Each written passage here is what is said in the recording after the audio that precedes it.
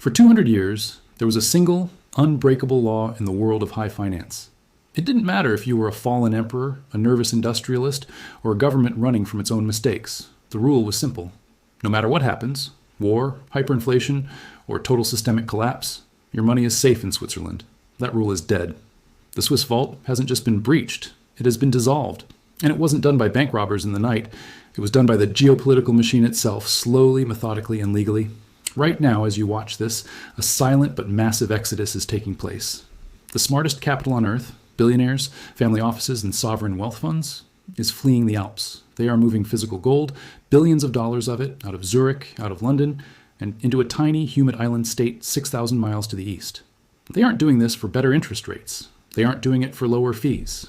They are doing it because they know something that the average investor has missed. They know that the era of Western financial privacy is officially over. They know that the neutrality that protected wealth for centuries has been weaponized. And they know that a new Fort Knox has risen in the east. Most people think Switzerland is still the banking capital of the world. They are wrong. By the end of this video, you will understand why the centuries-old Swiss banking empire is mathematically destined to collapse, why the Western debt trap makes confiscation inevitable, and why the next global vault isn't in Geneva, it's in Singapore.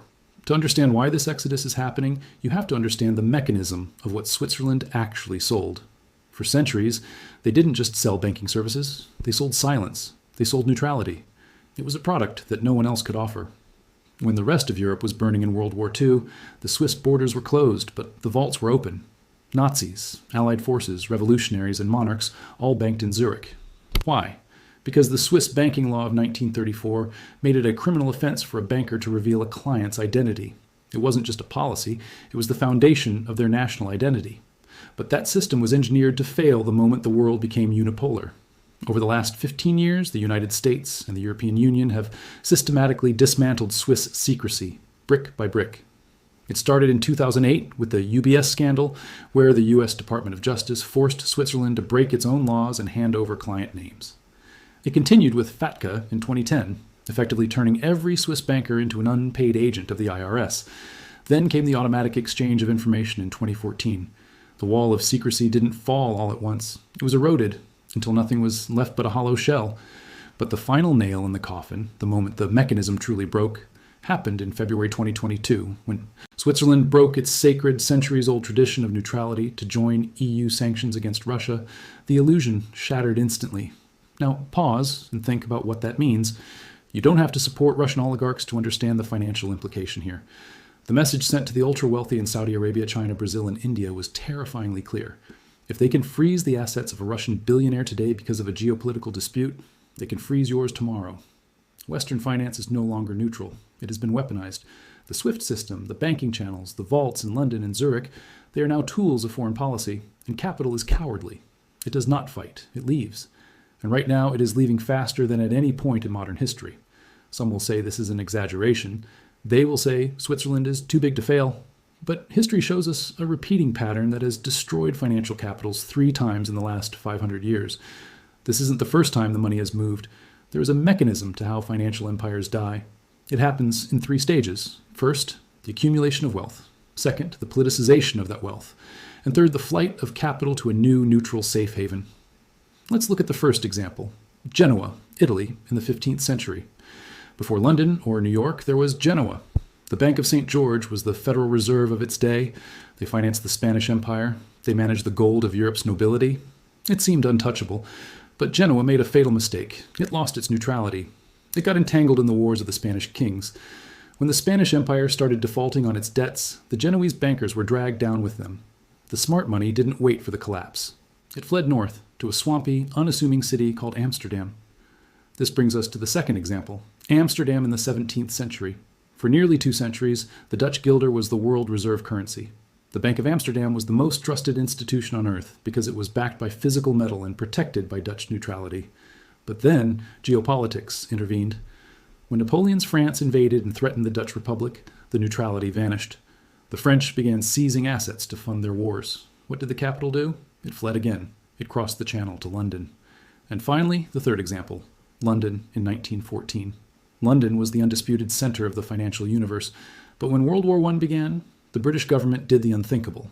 To fund the war effort, They began regulating capital flows. They suspended the gold standard. They seized enemy assets. They turned the city of London from a vault into a piggy bank for the military. The result? The capital fled to the only place left that promised not to touch it, Switzerland. Do you see the pattern? Genoa to Amsterdam, Amsterdam to London, London to Zurich. Every 150 years, the center of wealth preservation shifts. It moves away from debt, away from war, and away from governments that think they own their citizens' money. We are now living through the fourth great shift. Switzerland has become Genoa. It has become entangled in the debts and wars of the West. The collapse of Credit Suisse in 2023 wasn't an accident. It was a symptom of a system that has become rotten. The Swiss government forced a merger, wiped out bondholders overnight, and changed the law to suit political pressure. If you are a billionaire worth $500 million, you looked at that event and realized one thing. My money is not safe here. The cycle is complete. The capital is moving again. So where do you go? If Europe is weaponizing its banks and the US is drowning in $35 trillion of debt, where's the safe haven? You go to a place that has no enemies. You go to a place that runs a budget surplus. You go to Singapore. Singapore is the anti-Switzerland.